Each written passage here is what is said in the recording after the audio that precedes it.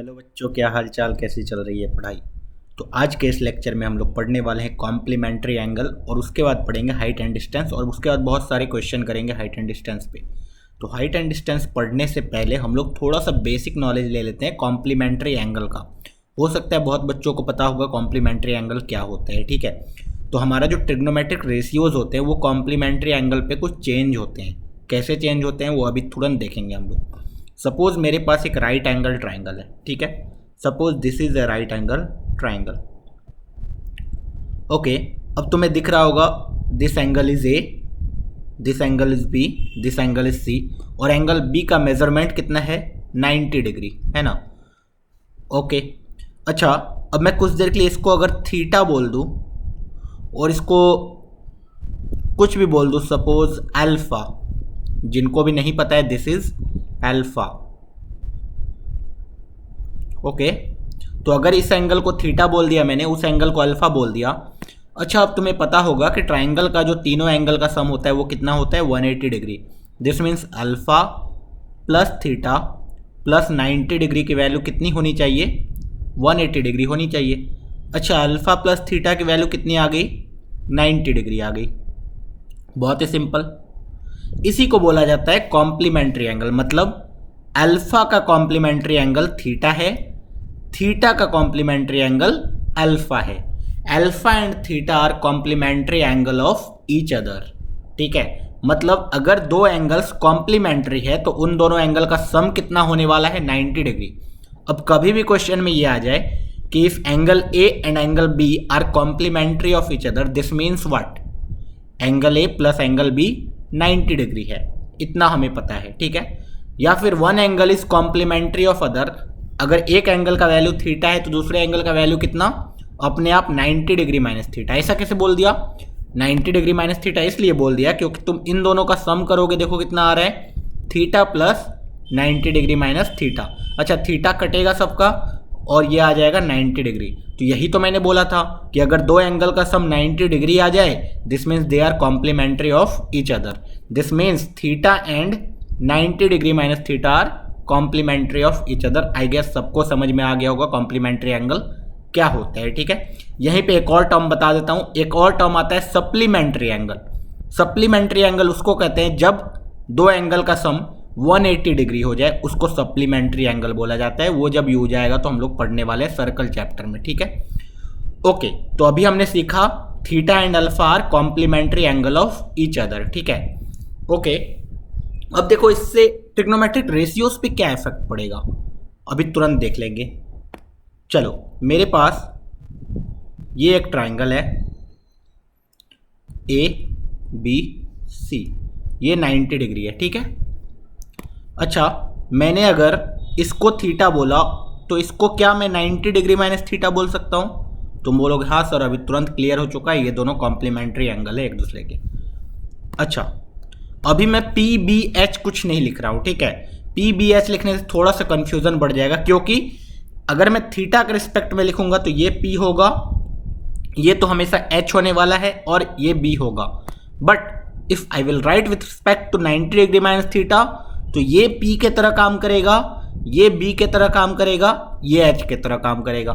ये मैंने कब बताया है? पहले लेक्चर में ही बताया है, ठीक है। ओके, तो अभी मैं थीटा वीटा यूज नहीं करने वाला हूं। मैं क्या करूंगा, साइड लेंथ को A B A C and B C से रिप्रेजेंट कर दूंगा। अब तुमसे कोई पूछे what is the value of sine theta, तो तुम्हें पता है साइन थीटा, भाई साइन थीटा पूछा जा रहा है तो थीटा का परपेंडिकुलर कौन? साइन थीटा क्या होता है? Perpendicular by hypotenuse. नीचे तो ए सी रहेगा, ऊपर क्या आएगा? तो थीटा के रिस्पेक्ट में परपेंडिकुलर इज ए बी। इसमें कोई दिक्कत वाली बात नहीं है, ठीक है। ओके, अब तुमसे कोई पूछे what is the value of cos 90 degree minus theta, ध्यान से सोच के बताना। What is the value of cos 90 degree minus theta इसी ट्राइंगल में?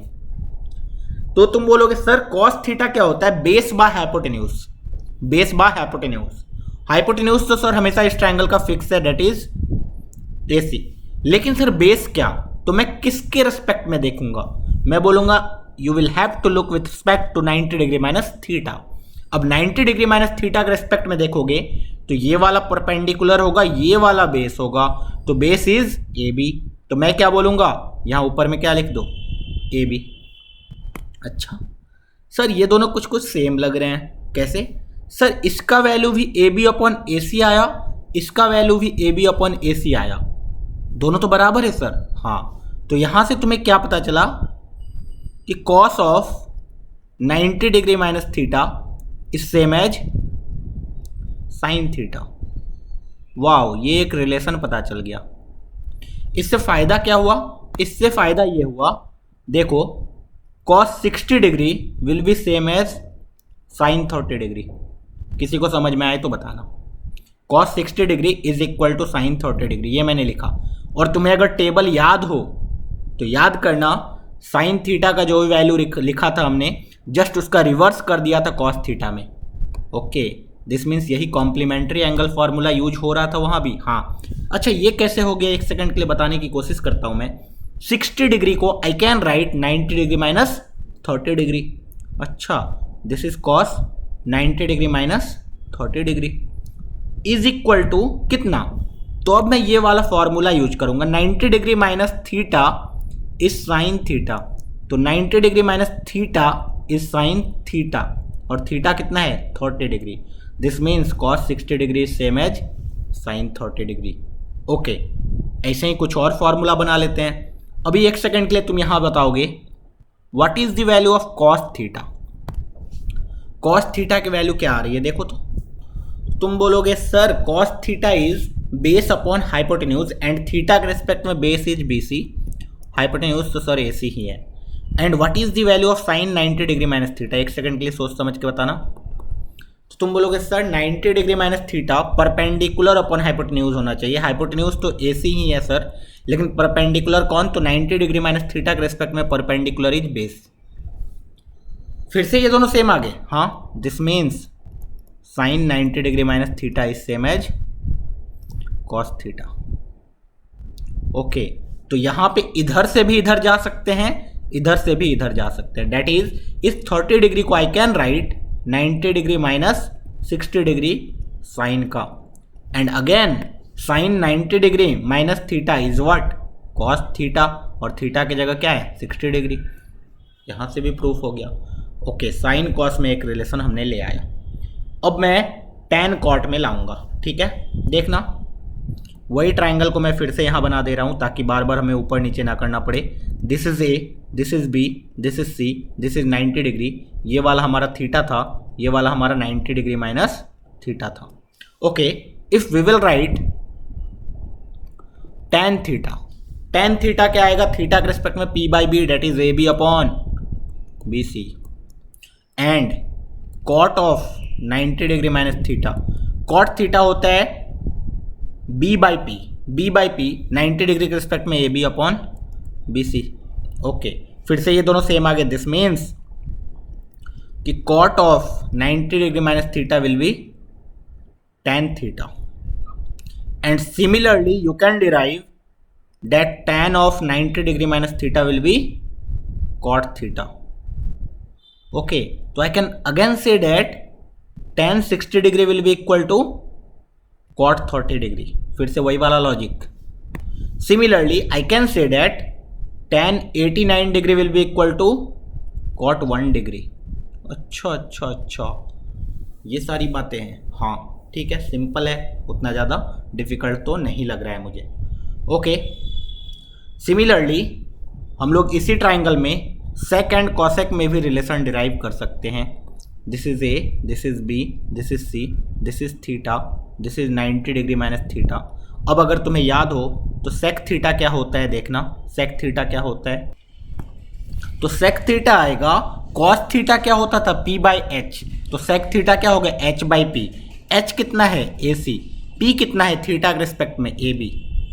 Similarly if I will write cosec of 90 degree minus theta, तो बताओ कितना होगा। तो तुम याद करोगे सर साइन थीटा क्या होता था, पी बाई एच, तो कॉसेक थीटा क्या होगा, H by P.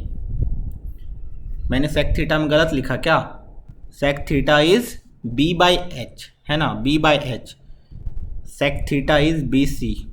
Okay, upon A B, ठीक है। And cosec theta is H by, अरे यार फिर से मिस्टेक हो रहा है, कॉस थीटा कितना था P by B by H, तो ये हो जाएगा एच बाई बी। तो एच कितना है हमारा ए सी, और बी कितना है हमारा बी, सेक थीटा के रिस्पेक्ट में बेस कितना है बी सी, ठीक है।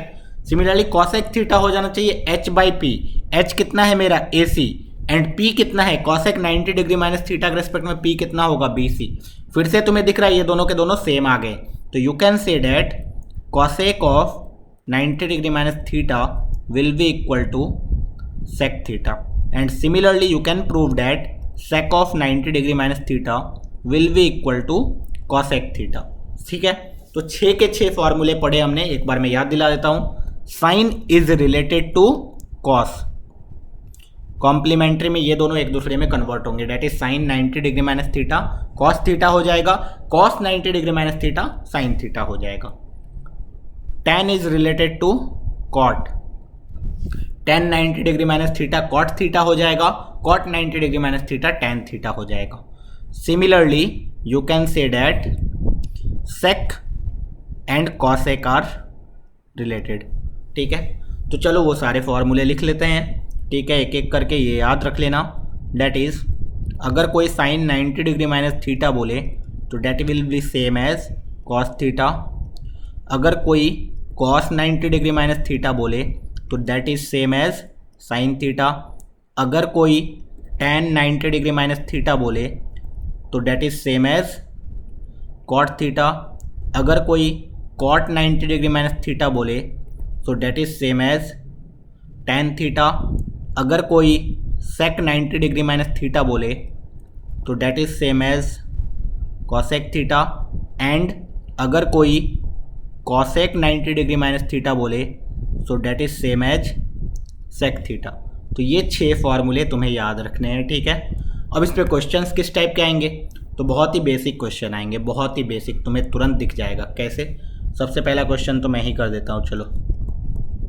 क्वेश्चन है कि तुम्हें बताना है what is the value of sign 54 degree divided by cos 36 degree, इसका वैल्यू कितना होगा, तुमसे कोई पूछ लिया तो तुम बोलोगे सर साइन 54 डिग्री का तो आपने वैल्यू ही नहीं बताया, या कॉस 36 डिग्री का आपने वैल्यू ही नहीं बताया, आपने तो स्टैंडर्ड एंगल बताया that is 0 degree, 30 degree, 45 degree, 60 degree and 90 degree. Sir आपने बोला था इतने सारे एंगल्स का वैल्यू याद रख लो, काम चल जाएगा तुम्हारा।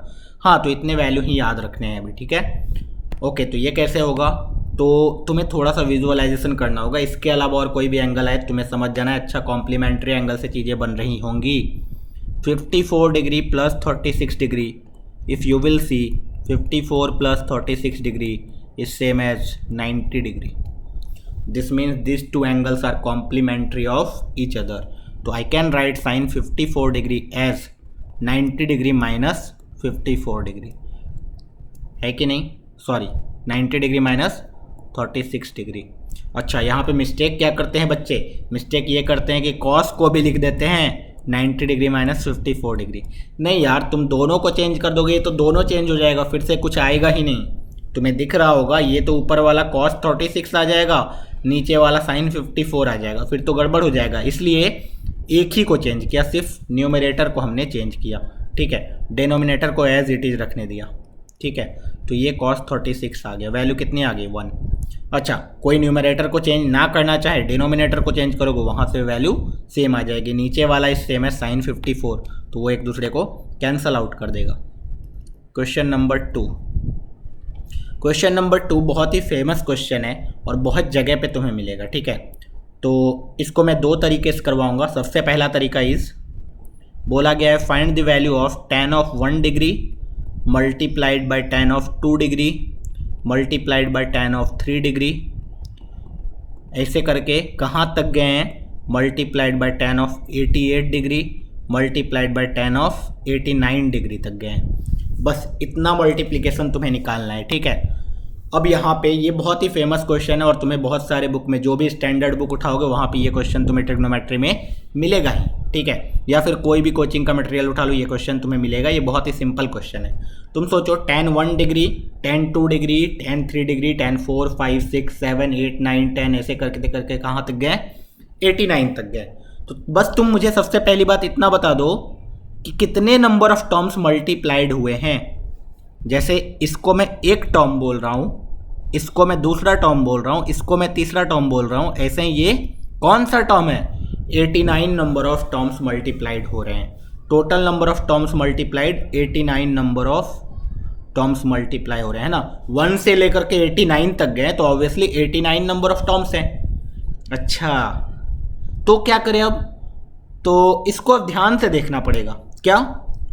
देखो 1 डिग्री को इसके साथ दिखो, क्या 1 डिग्री प्लस 89 डिग्री 90 डिग्री होता है क्या? हाँ। अच्छा, this means they are complementary of each other. हाँ। 2 डिग्री को इसके साथ पेयर करो, क्या 2 डिग्री एंड 88 डिग्री का सम 90 डिग्री होगा? हाँ। जिसका मतलब दोनों कॉम्प्लीमेंट्री। हाँ। अच्छा, 3 डिग्री का किसके साथ? इसके जस्ट पीछे वाला 87 डिग्री के साथ, वो भी पेयर बनेगा। अच्छा, तो ध्यान से देखते हैं। दिस मीन्स ये है tan 1 डिग्री, अगला है tan 2 डिग्री, अगला है tan 3 डिग्री। मैं 3 ही लिख रहा हूँ, ठीक है। इसके आगे तुम्हें थोड़ा बहुत समझना है, सोचना। tan 87 डिग्री आएगा, tan 88 डिग्री आएगा, tan 89 डिग्री आएगा, है ना। इससे मल्टीप्लाई हो रहा है। क्या मैं 87 डिग्री को 90 डिग्री -3 डिग्री लिख सकता हूँ क्या? बोलोगे हाँ सर, इसमें तो कोई प्रॉब्लम नहीं है। तो मैं 1 सेकंड के लिए वही कर दे रहा हूँ, ठीक है। tan 87 को लिख रहा हूँ tan ऑफ 90 डिग्री -3 डिग्री। क्या मैं 88 को 90 -2 डिग्री लिख सकता हूँ? हाँ सर, कोई दिक्कत नहीं है, लिख दो tan 90 डिग्री -2 डिग्री। अच्छा, tan 89 डिग्री को मैं 90 डिग्री -1 डिग्री लिख सकता हूँ क्या? लिख दो sir, tan 90 degree -1 degree. Okay, कुछ फॉर्मूला याद आ रहा है मुझे। क्या formula? Sir tan 90 degree -theta is cot theta. अच्छा, तो ऐसे करके मल्टीप्लाई होगा तो this will become cot 3 degree, अगला वाला बिकम cot 2 डिग्री, अगला वाला बिकम cot 1 डिग्री। ऐसे ही इसके जस्ट पीछे वाला cot 4 डिग्री बनेगा। और ऐसे ही इधर tan 1 डिग्री रेडी है, tan 2 डिग्री रेडी है, tan 3 डिग्री रेडी है, tan 4 डिग्री रेडी है। क्या रेडी है? मतलब क्या है कि तुम्हें पता होना चाहिए ना, tan theta and cot theta are reciprocal of each other. अच्छा, मतलब tan theta is equal to 1 upon cot theta, या फिर cot theta is equal to 1 upon tan theta. This means tan theta multiplied by cot theta कितना? 1। अच्छा, तो ये इससे multiply होके 1 बना लिया, ये इससे मल्टीप्लाई होके 1 बना लिया, ये इससे मल्टीप्लाई होके 1 बना लिया, ये इससे मल्टीप्लाई होके 1 बना लिया। दिस मीन्स सबके सब एक दूसरे से मल्टीप्लाई होकर 1 बना लेंगे क्या? सोच समझ के बताना। बहुत बच्चों ने बोल दिया हाँ, मतलब पूरा कट कुट जाएगा, सबका कटेगा और आंसर 1 आ जाएगा। नहीं, आंसर 1 तो आ जाएगा, लेकिन वहाँ पे कुछ पकड़ने वाली बात है। मैंने शुरुआत में बोला था टोटल नंबर ऑफ टर्म्स कितने हैं? 89 टर्म्स। और हम लोग बेसिकली कर क्या रहे हैं? पेयरिंग, मतलब एक का दूसरे के साथ पेयर किया, मतलब 2 को एक साथ रखा, कट के 1 हो गया, फिर 2 को एक साथ रखा, कट के 1 हो गया, फिर 2 को एक साथ रखा, कट के 1 हो गया। जब मैं इस 2-2 को रखना स्टार्ट करूंगा, टोटल में कितना रख पाऊंगा 2-2 करके? सर 88 ही रख पाओगे, क्योंकि पेयर 44 पेयर्स ही बनेंगे, एक तो बच जाएगा, एक का कोई पेयर ही नहीं बनेगा। अच्छा, किसका पेयर नहीं बनेगा? सोचो ध्यान से, किसका पेयर नहीं बनेगा? मैंने अभी तुरंत हिंट दिया, 44 पेयर्स बनेंगे। मतलब 1 से 89 वाला गया, 2 से 88 वाला गया, 3 से 87 वाला गया, ऐसे करके 44 से 46 वाला जाएगा, 44 डिग्री से 46 वाला जाएगा, क्योंकि इन दोनों का सम 90 डिग्री। 44 पेयर्स रेडी हो चुके हैं। बीच में एक लौता tan 45 डिग्री ऐसा होगा जिसका कोई पेयरिंग ही नहीं होगा, क्योंकि दो tan 45 डिग्री होते हैं, tan 45 एंड tan 45, तो वो दोनों पेयर हो जाते हैं, लेकिन यहाँ इकलौता tan 45 है, तो ये पेयर नहीं होगा, बाकी सब लोग मिलके 1 बना लेंगे। लेकिन प्रॉब्लम इसलिए नहीं आई, क्यों? क्योंकि we know that tan 45 degree की वैल्यू भी 1 ही होती है, तो अल्टीमेट आंसर कितना आ गया? 1। ठीक है, तो प्यारा सा क्वेश्चन था, सिंपल सा है, इतने सारे कॉन्सेप्ट एक क्वेश्चन में सीखने को मिलते हैं हमें। ठीक है, इसी क्वेश्चन को मैं दूसरे तरीके से पुट कर रहा हूं, देखना ध्यान से। क्वेश्चन नंबर 3, मैंने बोला find the value of log base tan 1 degree plus log base tan 2 degree plus log base tan 3 degree. ऐसे करके कहाँ तक प्लस जा रहा है? तो I will say log base tan 88 degree plus log base tan 89 degree, यहाँ तक जा रहा है। इसके वैल्यू फाइंड आउट करो। फिर से 1 मत बोल देना जो उसमें, ठीक है? अच्छा, बहुत बच्चे सोचे सर लॉग तो पढ़ा ही नहीं, मैंने लॉग ऑलरेडी पढ़ा दिया है। तुम जाना फाउंडेशन बिल्डर के प्लेलिस्ट में जाना, ठीक है? होम पे जैसे ही जाओगे नीचे स्क्रॉल करोगे, एक आएगा फाउंडेशन बिल्डर का प्लेलिस्ट, उसमें बहुत सारे प्लेलिस्ट होंगे। एक होगा नंबर सिस्टम, ठीक है? उसके बाद ही मैंने पढ़ाया था एक्सपोनेंट्स एंड लॉगरिदम, उसके बाद मैंने लीनियर इक्वेशंस पढ़ाए, पॉलिनोमियल्स पढ़ाए, उसके बाद हमने ट्रिग्नोमेट्री स्टार्ट किया है, ठीक है? तो जाके वहाँ पे पढ़ सकते हो लॉगरिदम, बहुत ही बेसिक है। अब तुम्हें दिख रहा होगा log x plus log y plus log z is log x y z, मतलब log अगर एडिशन में रहता है, log अगर एडिशन में रहता है तो क्या हो जाता है? सारे के सारे आर्ग्यूमेंट मल्टीप्लाई हो जाते हैं। हाँ, तो 1 ही आना चाहिए ना? नहीं, 1 नहीं आएगा ना, सोचो कैसे। देखो log बेस 10 तो रह जाएगा, पूरा का पूरा मल्टीप्लाई हो जाएगा। tan 1 degree, tan 2 degree, tan 3 degree, tan 4 degree, इसी तरीके से मल्टीप्लाई होके tan 89 डिग्री तक जाएगा। हाँ, दिस मीन्स अभी तुरंत कैलकुलेट किया कि इसकी वैल्यू कितनी आती है? 1 आती है।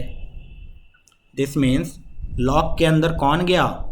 1, बेस कितना? 10। अगर तुम्हें प्रॉपर्टीज याद हो तो log 1 base A is always 0, तो इसका आंसर 0। सिर्फ क्वेश्चन को दूसरे तरीके से पुट किया, थोड़ा सा आंसर में चेंज आ गया, लेकिन और कोई दिक्कत नहीं हुआ। तो बस कॉन्सेप्ट तो वही था, ठीक है? एक और इजी सा क्वेश्चन करेंगे, क्वेश्चन नंबर 4, ठीक है? क्वेश्चन नंबर 4 करेंगे। बोला गया sine square 5 degree plus sign square 10 degree plus sine square 80 degree plus sine square 85 degree की वैल्यू बताओ। सोच समझ के बताना। फिर से हमारे पास 4 एंगल्स गिवन है और सारे में से किसी एंगल का वैल्यू हमें नहीं पता है, ठीक है? Sine square 5, sign square 10 degree, sine square 80 degree, sine square 85 degree. लेकिन तुम ध्यान से देखोगे तो एंगल इस तरीके से दिया हुआ है कि 5 degree and 85 degree are complementary, 10 degree and 80 degree are complementary. This means ये सर साइन स्क्वायर में भी फॉर्मूला वैलिड होता है क्या? नहीं, ऐसे सोचो कि अगर x is equal to Y है तो X square is equal to Y square तो होगा ही ना, इसमें तो कोई दिक्कत वाली बात नहीं है। X cube is equal to Y cube तो होगा ही ना। लेकिन सर आपने बोला था वो वाला फॉर्मूला तो सिर्फ स्क्वायर में ही वैलिड होगा, that is sine square theta plus cos square theta 1। हाँ, इसमें ऐसा फैसिलिटी नहीं है ना। अगर X plus Y is equal to Z है तो X square plus Y square is equal to Z square होगा, ये थोड़ी ना वैलिड होगा, है ना, for all value of X Y Z, ठीक है? तो ऐसे नहीं बोल सकते है ना। और अगर ऐसा है तो ऐसा भी नहीं बोल सकते हैं, ठीक है? क्योंकि तुम दोनों साइड स्क्वायर करते हो। तो यहाँ पे एक और टर्म आ जाएगा, X square plus Y square plus 2xy is equal to Z square, ठीक है? इसीलिए यहाँ पे मना किया गया था, लेकिन यहाँ पे लगा सकते हैं हम लोग ये कॉन्सेप्ट, ठीक है? चलो एक सेकंड में देख लेते हैं फटाफट। This means what? This means मुझे पता है अगर कि sine 90 degree minus theta is equal to cos theta, तो sine square 90 degree minus theta is equal to cos square 90 degree minus theta, इसमें कोई प्रॉब्लम नहीं है। ठीक है, दोनों साइड बस स्क्वायर कर दिया। ओके, तो मैं इस 5 डिग्री को जैसे का तैसा रहने देता हूँ, इस 10 डिग्री को भी जैसे का तैसा रहने देता हूँ। इस 80 डिग्री को मैं लिख सकता हूँ sign square 90 degree minus 10 degree. अगले वाले 85 डिग्री को मैं लिख सकता हूँ sign square 90 degree minus 5 degree. Okay, तो साइन स्क्वायर 5 डिग्री, चलो इसको एक और बार लिख लेते हैं। Sine square 5 degree, sign square 10 degree, this is what, cos square 10 degree, this is cos square 5 degree. Now you can see that sine square 5 degree plus cos square 5 degree is equal to 1। तो ये दोनों मिलकर कितना बना लिया, sum 1। Again sine square 10 degree plus cos square 10 degree is equal to 1। तो एक 1 ये, एक 1 ये, सबका एडिशन हो रहा है, नॉट मल्टीप्लीकेशन। तो आंसर कितना, 2, 1 + 1 2। सिंपल था, कोई दिक्कत वाली बात नहीं है। ठीक है, तो इतना अगर आता है, हम लोग एनसीईआरटी का वो कॉम्प्लीमेंट्री एंगल वाला एक्सरसाइज कर सकते हैं क्लास 10th का, जिससे मैं होमवर्क दे रहा हूँ। ठीक है, अब इसके बाद जब थोड़ा सा डिटेल में ट्रिग्नोमेट्री पढ़ेंगे तो वहाँ पे अलाइड एंगल फार्मूला पढ़ेंगे। वहाँ पे सिर्फ 90 डिग्री माइनस थीटा पे लिमिटेड नहीं रहेंगे हम लोग। जब सर्कुलर ट्रिग्नोमेट्री पढ़ लेंगे तो बहुत सारे अलग अलग टाइप के एंगल्स आएंगे। 180 डिग्री माइनस थीटा भी निकालने आता होगा हमें, 360 डिग्री माइनस थीटा भी निकालने आता होगा हमें। तो बेसिकली हम लोग बहुत सारे एंगल से डिफरेंस निकाल सकते होंगे। ठीक है, तो अभी के लिए कॉम्प्लीमेंट्री एंगल इतना ही रखेंगे। अगला टॉपिक स्टार्ट करने वाले हैं, that is called height and distance. तो हाइट एंड डिस्टेंस क्या है, नया चैप्टर है क्या? नहीं, नया चैप्टर तो नहीं है। हाइट एंड डिस्टेंस बेसिकली होता क्या है देखना। हाइट एंड डिस्टेंस में ट्रिग्नोमेट्री यूज करते हैं। जैसे कि अगर तुम्हें एक एग्जांपल दे देगा कि भाई एक टावर है, ठीक है, अब उस टावर का हाइट मुझे नहीं पता है, h है, लेकिन एक बंदा है जो टावर के बेस से 10 मीटर दूरी पे खड़ा है। ठीक है, और वो ऊपर की तरफ देख रहा है टावर का टॉप पॉइंट पे, और ये एंगल मेरे पास 30 डिग्री है। तो what is the height of tower, what is the height of tower. देखो हाइट एंड डिस्टेंस यूज हो रहा है, इसी को हम लोग हाइट एंड डिस्टेंस बोलते हैं। तो तुम बोलोगे सर इतना ही, ये तो बहुत ईजी है, ये तो एक ट्राइंगल बन गया।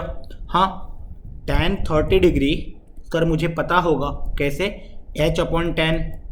सर tan 30 डिग्री की वैल्यू भी मुझे पता है, तो tan 30 degree is 1/√3, this is equal to h/10 sir. तो h की वैल्यू कितनी आ गई, 10/√3 सर। मीटर में है तो मीटर में, simple, this is called height and distance. अच्छा, तो फिर मतलब क्या इतना इजी है? नहीं, थोड़ी बहुत नॉलेज होनी ज़रूरी है। कुछ टर्म्स आते हैं, क्योंकि मैंने तो अभी क्या किया, क्वेश्चन ऐसे दे दिया, हाँ एक ट्राइंगल है ऐसा ऐसा ऐसा, लेकिन तुम्हें क्वेश्चन ऐसे नहीं मिलेगा, तुम्हें वर्ड प्रॉब्लम मिलेगा। उस वर्ड प्रॉब्लम से तुम्हें एक डायग्राम बनाना होगा अच्छा सा, जो भी वो लोग बोल रहे होंगे, उसके बेसिस पे तुम्हें ये सब ट्रिग्नोमेट्री लगा के जो भी अननोन क्वांटिटी है उसको फाइंड आउट करना होगा। ठीक है, तो देखते हैं इसके लिए कौन कौन से टर्म्स जरूरी हैं। तो एक आता है, देखना ऐसे है, एक टावर ही ले लेते हैं। ठीक है, या बिल्डिंग है, एक बिल्डिंग है। ठीक है, उस बिल्डिंग पे यहाँ पे एक बंदा खड़ा है टॉप पे। ठीक है, सुइसाइड करने गया होगा, नहीं, ठीक है, टॉप पे ऐसे ही घूमने गया है, डिप्रेस्ड है, तो बैठा हुआ है ऊपर में अकेला। ठीक है, उसको आदमी लोगों से प्रॉब्लम है। अब ये ग्राउंड पे एक्चुअली बिल्डिंग होगा, तो कहीं ना कहीं तो ग्राउंड होगा, रोड पे होगा। हाँ, दिस इज़ ग्राउंड। अच्छा, मैं ग्राउंड के रिस्पेक्ट में इस आदमी को इतना छोटा मान रहा हूँ, लिलीपुटियन है। ठीक है, ये एक आदमी यहाँ पे खड़ा है, ठीक है, कुछ दूरी पे, मान लेते हैं ये डिस्टेंस कुछ है। ओके, दिस डिस्टेंस इज कुछ भी, सपोज b। ठीक है, this distance is equal to b। अभी क्या टर्म क्या जानने जरूरी हैं, टर्म ये जानने जरूरी हैं कि जब तुम नॉर्मल खड़ा है, ठीक है, ये बंदा नॉर्मल खड़ा है और सीधा देख रहा है, तो आँख के सामने ऐसे देखेगा, है ना, या तो इधर देखेगा या इधर देखेगा, जिधर भी देख रहा है। सपोज कुछ देर के लिए इधर देख रहा है, राइट हैंड साइड में, तो वैसे देखेगा, है ना। तो this is line of site, this is line of site. मतलब क्या है कि जिस लाइन पे देख रहा है या फिर जहाँ तुम देख पाते हो, अगर इतना बड़ा आदमी है तो वो यहाँ पे डायरेक्टली देख लेगा, this is line of site, है ना। ओके, अच्छा, अब लाइन ऑफ साइट से अगर तुम ऊपर देखते हो तो उसको एलिवेट करते हो, है ना। एलिवेटर पता ही होगा सबको कि लिफ्ट लगता है तो एलिवेट करता है तो क्या होता है, धीरे धीरे धीरे धीरे ऊपर जाते हो। This means line of site से हल्का सा भी ऊपर देख रहे हो तो एलिवेशन, और लाइन ऑफ साइट से हल्का सा भी नीचे देख रहे हो तो क्या बोलते हैं, तो उसका एक टर्म है डिप्रेशन, ठीक है। वो वाला डिप्रेशन नहीं, रियल वाला, ठीक है। ये अलग डिप्रेशन है, मतलब डिप्रेस, नीचे जा रहे हो, ठीक है। एलिवेट का मतलब ऊपर जा रहे हो, ठीक है। चलो, this means line of site अगर तुम्हारा ये था, लाइन ऑफ साइट सपोज ये था, तो जब ऊपर देख रहे हो तो कुछ तो एंगल पे देख रहे होगे, है ना। वो एंगल सपोज ये है, सपोज दिस एंगल, तो इसको बोला जाएगा एंगल ऑफ एलिवेशन। अच्छा, जब नीचे देखोगे तो ऑब्वियसली कुछ ना कुछ नीचे एंगल पे देखोगे अपने लाइन ऑफ साइट से, तो इसको क्या बोला जाएगा, सबको पता चल चुका होगा, एंगल ऑफ डिप्रेशन।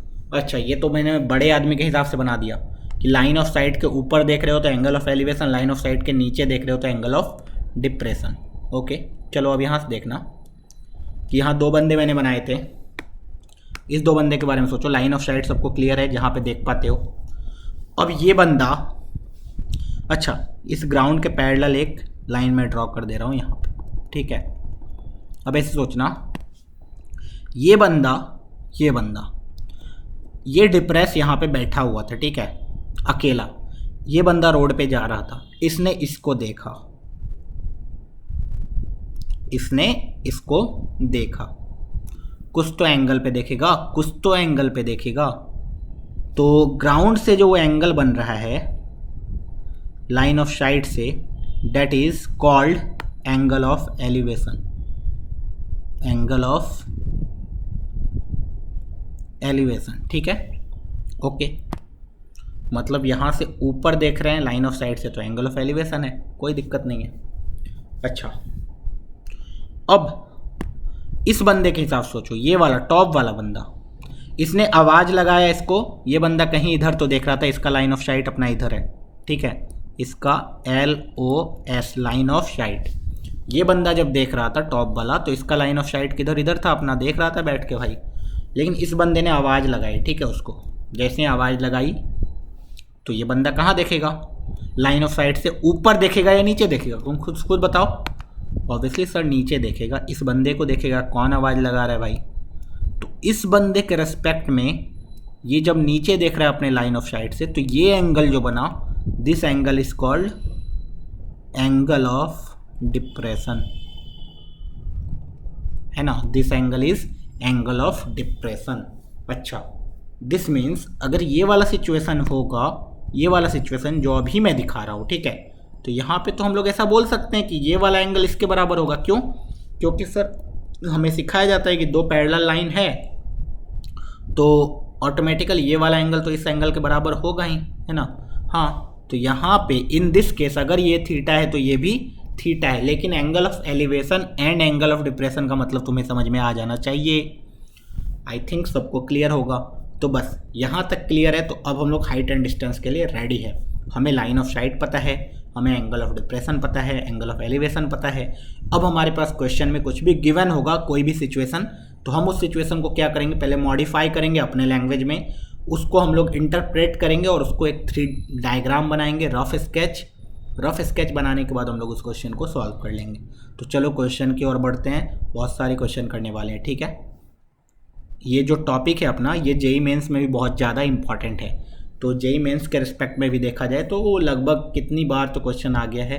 तो हर साल तो मैं नहीं बोलूँगा कि एकदम कंपलसरी क्वेश्चन आते हैं, लेकिन क्वेश्चंस आते हैं, ठीक है, फ्रीक्वेंटली आते हैं हाइट एंड डिस्टेंस से।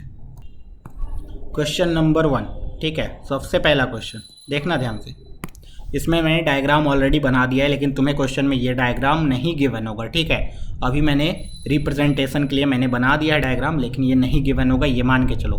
तुम्हें सिर्फ क्वेश्चन ये वर्ड में लिखा रहेगा। बोला गया tower stands vertically on the ground. Obviously यहाँ पे उन्होंने दिखाया कि एक टावर है। तुम्हें ऐसा 3D मतलब टावर और नहीं बनाना है, ठीक है।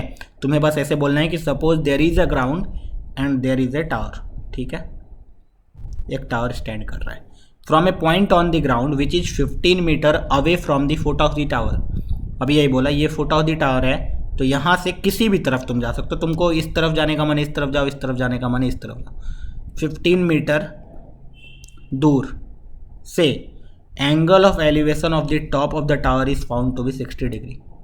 एंगल ऑफ एलिवेशन का मतलब ये वाला एंगल गिवन है 60 डिग्री। इस पॉइंट से टॉप ऑफ द टावर का angle of elevation 60 degree given है, ठीक है। Find the height of the tower, फिर से वही ये h निकालना है। तो ये जो डायग्राम दिखाया गया तुम्हें वैसा ही दिखाया गया कुछ, ठीक है। तो तुम्हें पता होगा sir tan theta will relate perpendicular and base.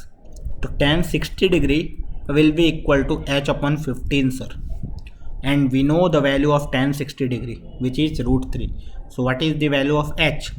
15√3 into metre, ठीक है। देखो कितना सिंपल होता है हाइट एंड डिस्टेंस का क्वेश्चन। बस ये क्वेश्चन पूछा जाएगा तुम्हें बेसिक ट्रिग्नोमेट्री अप्लाई करना है, लेकिन उसके पहले तुम्हें बस इंग्लिश समझ के एक छोटा सा डायग्राम बना लेना है, ठीक है। तो इतना हमेशा इजी क्वेश्चन आएगा नहीं, थोड़ा सा डिफ़िकल्ट होगा, हो सकता है मल्टीपल डायग्राम्स बन रहे हो, जैसे कि ये देख लो। अब यहाँ पे देखोगे, फिर से मैंने ऑलरेडी डायग्राम दे दिया है, लेकिन डायग्राम देने की ज़रूरत नहीं थी। मैं एक छोटा सा साइड में बना के दिखाऊंगा। क्वेश्चन नंबर 2 है, सपोज ये बोला गया from a point P on the ground, कोई भी पॉइंट है P on the ground, the angle of elevation of a top of a 10 metre tall building is 30 degree, ठीक है। इस बिल्डिंग का हाइट कितना है, दिस बिल्डिंग का हाइट जो AB लेंथ है वो कितना गिवन है, 10 मीटर, ठीक है, 10, ओके। तो ये 10 मीटर गिवन है, एंड यहाँ से किसी भी पॉइंट से बिल्डिंग का टॉप पे देखा जा रहा है एंगल ऑफ एलिवेशन, तो ये 30 डिग्री गिवन है, ठीक है। चलो यहाँ तक क्लियर है। A flag is hosted at the top of the building, एक फ्लैग को खड़ा कर दिया गया, दिख रहा होगा, ठीक है। एक फ्लैग को हमने ऊपर खड़ा किया है इसको। Now the angle of elevation of the top of the flag staff from P is 45 degree. इसी P पॉइंट से अगर इस फ्लैग के टॉप को देखा जाए तो ये वाला जो एंगल होगा ओवरऑल ये 45 डिग्री है, okay. Find the length of the flag staff, मतलब इसका लेंथ निकालना है। Suppose this length is h and the distance of the building from the point P, ये डिस्टेंस भी निकालना है। Suppose this distance is d, ठीक है। You may take √3 is equal to this, अगर तुम्हें माने तो ले सकते हो, नहीं माने तो नहीं लेना। इसको मैं अगर डायग्राम बनाता तो कैसे बनाता है, मेरे पास एक ग्राउंड है, एक पॉइंट है, यहाँ से इस बिल्डिंग का मतलब वही डायरेक्टली ऐसे बनाते हैं। एक बिल्डिंग है, उसका टॉप को 30 डिग्री पे देखा, उस पर एक नया फ्लैग होस्ट किया h का, उसके टॉप को 45 डिग्री पे देखा। मुझे ये d निकालना है एंड मुझे ये h भी निकालना है, and this height is given, okay, ठीक है। तो एक एक करके सोचते हैं ऐसे कैसे निकालेंगे, ऐसे कैसे निकालेंगे। देखो मैंने बोला कि ठीक है, मान लेते ये रेड वाले ट्राइंगल को देखो, रेड वाले ट्राइंगल को अलग से देखो। रेड वाले ट्राइंगल का सिचुएशन क्या है, this is 30 degree, this is 10 metre and this is d, है कि नहीं? हाँ सर। तो इन दिस ट्राइंगल अगर मैं tan 30 डिग्री की वैल्यू निकालने की कोशिश करूँ तो कितना आएगा sir, perpendicular that is 10 divide by base that is d, and we know the value of tan 30 which is 1/√3। तो what is the value of d, tan√3। Now you can take √3 as 1.732, ठीक है। तो value कितनी आ गई, 17.32 metre, okay. तो d आ गई जो पूछा गया था, distance of the point P from the foot of the building, okay. अब मैं अगर ब्लू वाले ट्राइंगल को देखूँ, इस ब्लू वाले ट्राइंगल को, बाहर वाले एक बड़ा, ठीक है। तो इसमें ये एंगल कितना है, 45 डिग्री। ये हाइट टोटल कितना होगा, 10 + h। तो अगर मैं उसमें लगाने की कोशिश करूँ, उसमें अगर मैं ट्रिग्नोमेट्री लगाने की कोशिश करूँ, इसको रब करके देखें, d तो हमारा आ चुका है, ठीक है, ठीक है, ठीक है, d का यूज हो सकता है। फिर भी हमने क्या किया, सपोज मैं उस ट्राइंगल को बनाने की कोशिश करूँ, this is 45 degree, this is again D, and ये कितना है 10 प्लस एच। तो अगर मैं बोलूँ tan 45 degree will be equal to 10 plus H upon D, and tan 45 degree की वैल्यू 1 होती है, this means d is equal to 10 plus H, तो h will be equal to d minus 10, d की value आई थी 17.32 minus 10, ये कितना हो गया 7.32 मीटर। ओके, दोनों आंसर आ गया हमारा, ठीक है। Length of the flag step आ गया, distance of the point from the building आ गया। तो यही क्वेश्चन है हाइट एंड डिस्टेंस का। नेक्स्ट क्वेश्चन, इसमें मैंने डायग्राम नहीं दिया, तुम्हें खुद से डायग्राम बनाना है। Question number 3। अभी क्वेश्चन को सोचो। बोला गया the shadow of a tower standing on a level ground is find to be 40 metre longer when the sun's altitude is 30 degree, then when it is 60 degree, find the height of the tower. ठीक है, बढ़िया question है। Question समझने में ही थोड़ा time लग जाएगा। देखो, कोई भी एक, ठीक है, पहले ग्राउंड बना लेते हैं। ठीक है, दिस इज द ग्राउंड, सीधा नहीं बना। ओके, यहाँ पे एक टावर है। The shadow of the tower standing on the level ground. ठीक है, अब बताओ, अगर सन्स का अल्टीट्यूड 30 डिग्री है, मतलब सन कहीं इधर है, ठीक है, और वो 30 डिग्री पे ऐसे रे अपना जा रहा है, तो ऑब्वियसली जो शेडो ऑफ द टावर होगा वो उसका लेंथ ये होगा, है ना। जब पीछे से सन आएगी, सन रेज, तो शेडो इधर ही बनेगा, ऐसा कुछ। हाँ, तो यही बोला गया, अगर ये 30 डिग्री है तो ये शेडो बन गया ब्लू वाला। Is found to be 40 metre longer when the sun's altitude is 30 degree, then when it is 60 degree. अच्छा, 60 डिग्री होगा तो सन कहीं इधर आ जाएगा, ऊपर चला जाएगा। अब यहाँ से बनाएगा तो कुछ ये एंगल 60 डिग्री बनेगा, है ना। तो ये वाला length is given to be 40 metre. बोला गया हाइट ऑफ द टावर कितना होगा। आई गेस समझ में आया होगा, नहीं समझ में आया तो फिर से रिपीट करो। तुम ध्यान से देखो, सन ऐसा था कहीं, उसने एंगल बनाया कुछ 30 डिग्री पे, तो ये शेडो आएगा इतना लंबा, ठीक है। लेकिन सन जब ऊपर चला जाएगा कहीं, तो वो उस बार वो सेम टावर का 60 डिग्री पे एंगल बनाएगा, ठीक है। तो वो एंगल कहीं इधर होगा, तो वो शेडो का लेंथ ये होगा। तो वही बोला गया, शेडो का जो लेंथ का डिफरेंस है वो 40 मीटर है। दिस मीन्स ये वाला चीज़ 40 मीटर है, शेडो का लेंथ का डिफरेंस। तो पूछा गया आगे कुछ क्वेश्चंस इस पर, ठीक है। तो उस क्वेश्चन को सॉल्व करेंगे। पूछा गया what is the height of the tower.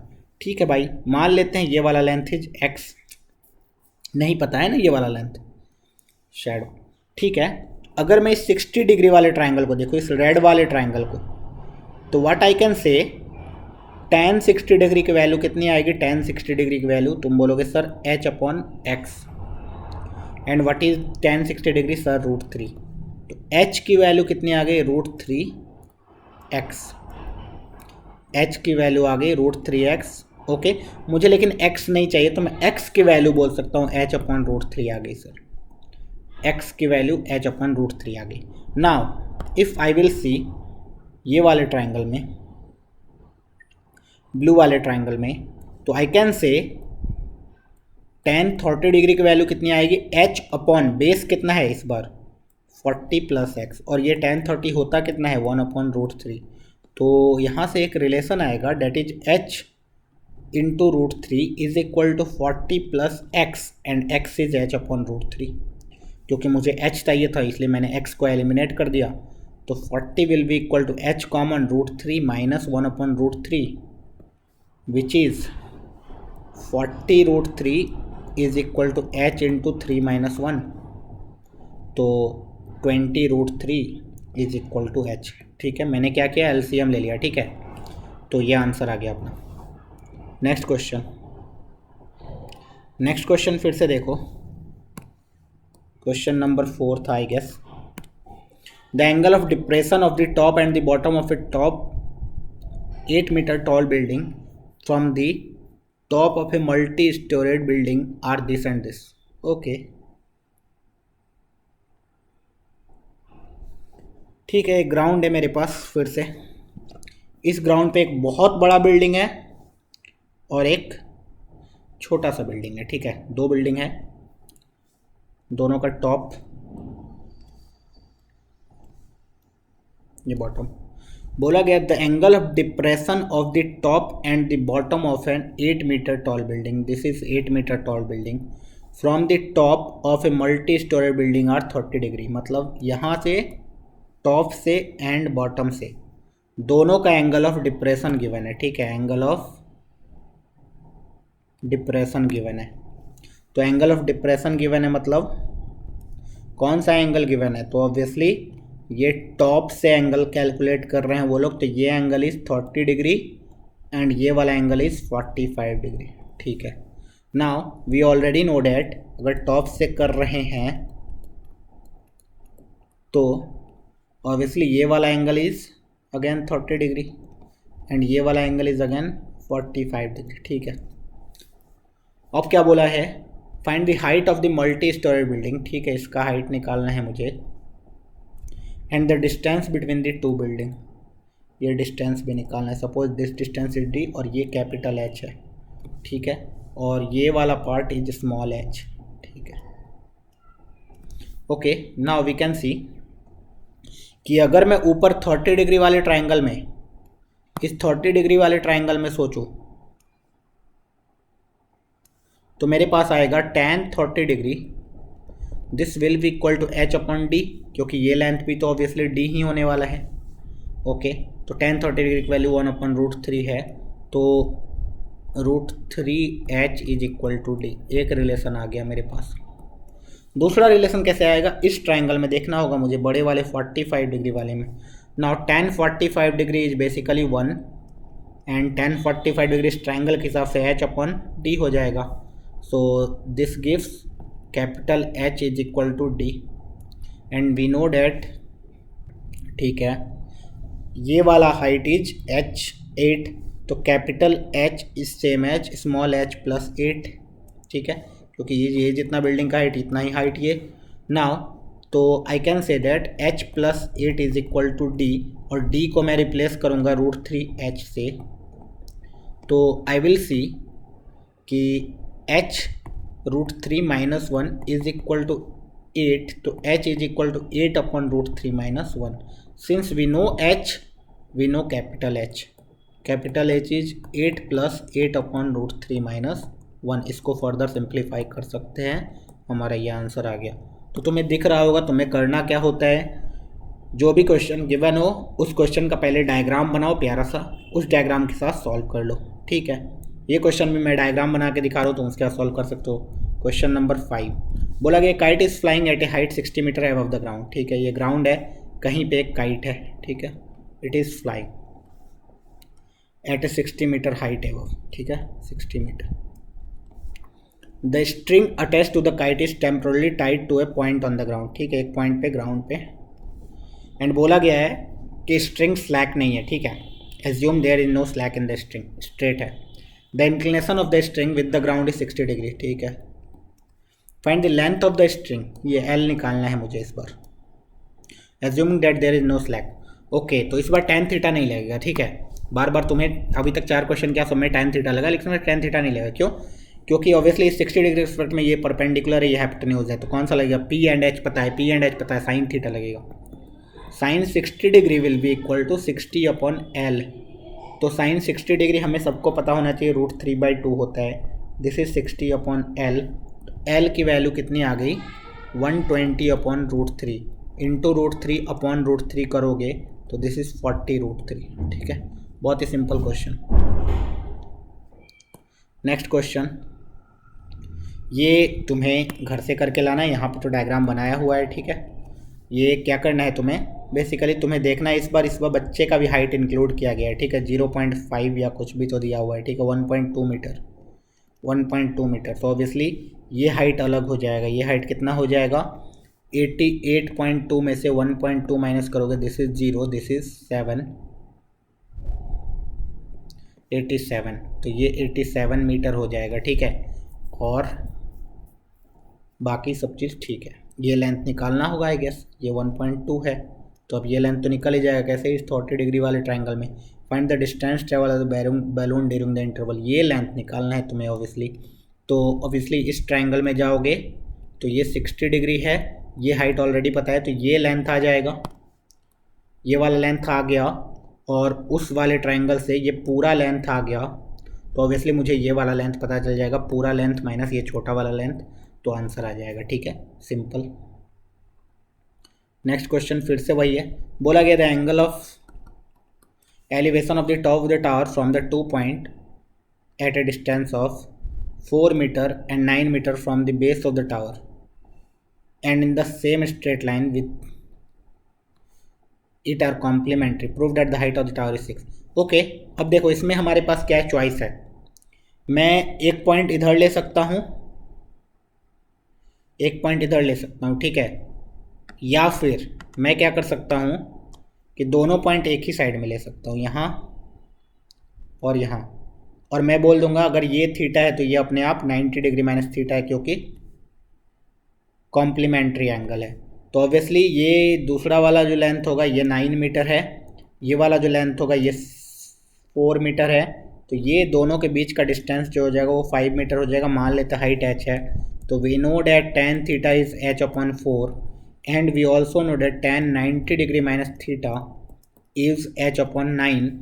तो ये tan 90 degree minus theta cot theta है, तो दोनों का मल्टीप्लीकेशन 1 होने वाला है, that is h/4 into h/9 is 1, तो h square is equal to 36। तो h की वैल्यू प्लस और माइनस 6, ऑब्वियसली माइनस 6 को रिजेक्ट करेंगे क्योंकि हाइट ऑफ द टावर कभी नेगेटिव नहीं होगा। ठीक है, तो ये था हमारा हाइट एंड डिस्टेंस, सिंपल सा, बहुत ही प्यारा सा, बहुत ही आसानी से कर सकते हैं। अब क्या करना है तुम्हें, NCERT जो बोला जा रहा है देख लो, NCERT